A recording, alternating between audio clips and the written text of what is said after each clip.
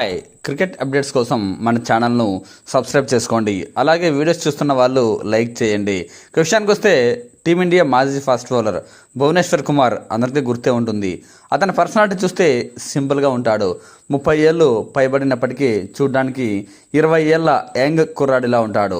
అతని పర్సనాలిటీనే కాదు, అతని బౌలింగ్ కూడా అలాగే ఉంటుంది.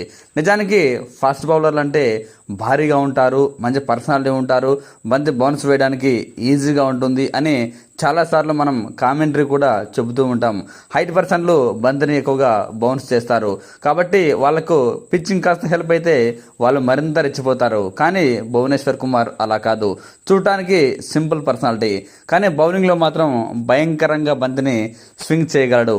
ఇన్ స్వింగర్ కావచ్చు, అవుట్ స్వింగర్ కావచ్చు, బంతులను వేయడంలో తనకు తానే సాటి. ఎంత గొప్ప బ్యాట్స్మెన్ అయినా తన బౌలింగ్ ముందు ఇబ్బంది పడాల్సిందే. అందరికీ గుర్తే ఉంటుంది, ఇప్పటికీ కూడా ఐపీఎల్లో అత్యధిక స్కోర్ క్రిస్ గేల్ 175 పరుగులు చేశాడు. పూణే వారియర్స్ ఇండియాపై అనుకుంటా. ఆ రోజు ప్రతి ఒక్క బౌలర్ని కూడా క్రిస్ గేల్ ఉతికారేశాడు. ఆ మ్యాచ్లో బెంగళూరు కూడా దాదాపు 275 పరుగులు చేసింది. కానీ అలాంటి సందర్భంలో కూడా భువనేశ్వర్ కుమార్ తన 4 ఓవర్ల స్పెల్లో జస్ట్ 20 పరుగులు మాత్రమే ఇచ్చి వికెట్ తీశాడు. దీన్ని బట్టి అర్థం చేసుకోండి, అంత పెద్ద పరుగుల సునామీని సైతం భువనేశ్వర్ కుమార్ ఆపగలిగాడు. అతని బౌలింగ్లో సిక్సర్లు, ఫోర్లు కొట్టడానికి క్రిస్ గేల్ కూడా వెనక ముందు చూశాడు అంటే అర్థం చేసుకోండి ఎంత ఇబ్బంది పడ్డాడో. అంతటి బ్యాటింగ్ పిచ్పై అంతటి భారీ స్కోర్ మ్యాచ్లో సైతం. ఇప్పుడు అలాంటి పర్ఫార్మెన్స్ను మరోసారి భువనేశ్వర్ కుమార్ ఈ వయసులోనూ చేసి చూపించాడు. నిజానికి చాలా సంవత్సరాలైంది తన టీమిండియా తరఫున బౌలింగ్ వేసి, కానీ ఐపీఎల్లో మాత్రం తన మార్క్ను ఇప్పటికీ కూడా చూపిస్తున్నాడు.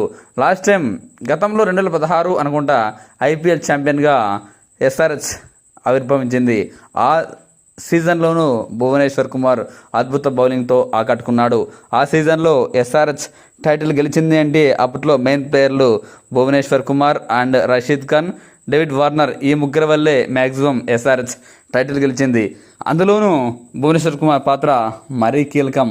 అఫ్కోర్స్ ఆ సీజన్లో ముస్తఫిజుర్ రెహమాన్ కూడా అద్భుతంగా బౌలింగ్ వేశాడు. కానీ ఇప్పుడు చెప్పిన ప్లేయర్లు ఎవరు పెద్దగా ఫామ్లో లేరు. కానీ భువనేశ్వర్ కుమార్ మాత్రం ఇప్పటికీ కూడా అదే బౌలింగ్తో ఆకట్టుకుంటున్నాడు. ఈరోజు ఢిల్లీ క్యాపిటల్స్తో వాళ్ళ హోమ్ గ్రౌండ్ అయినటువంటి ఫిరోజ్ షా కోట్ల మైదానంలో జరిగిన మ్యాచ్లో భువనేశ్వర్ కుమార్ నిప్పులు చెరిగే బౌలింగ్తో ఢిల్లీని కుప్పకూల్చాడు. తను 3 ఓవర్లు బౌలింగ్ వేస్తే జస్ట్ 5 పరుగులు మాత్రమే ఇచ్చి 3 వికెట్లు తీశాడు. ఇన్నింగ్స్ ఫస్ట్ ఓవర్ సెకండ్ బంతికే వికెట్ తీశాడు. ఆ తర్వాత కూడా స్టబ్స్ లాంటి ఒక కన్సిస్టెన్సీ ప్లేయర్ను అవుట్ చేశాడు. అంతేకాదు ఢిల్లీ క్యాపిటల్స్ కెప్టెన్ అక్షర్ పటేల్ను సైతం భువనేశ్వర్ కుమార్ నిప్పులు జరిగే బంతులతో అవుట్ చేశాడు. ఇలా ఈ వయసులోనూ అద్భుత బౌలింగ్తో ఆకట్టుకుంటున్నాడు. నిజంగా భువి బౌలింగ్ ఇలాగే కొనసాగితే మరోసారి టీమిండియాలోకి అడుగు పెట్టే అవకాశం స్పష్టంగా కనబడుతోంది. మనం కూడా ఆశిద్దాం, కోరుకుందాం భువి ఇలాగే మరింత మెరుగ్గా బౌలింగ్ వేయాలి, టీమిండియాలోకి తిరిగి రావాలని.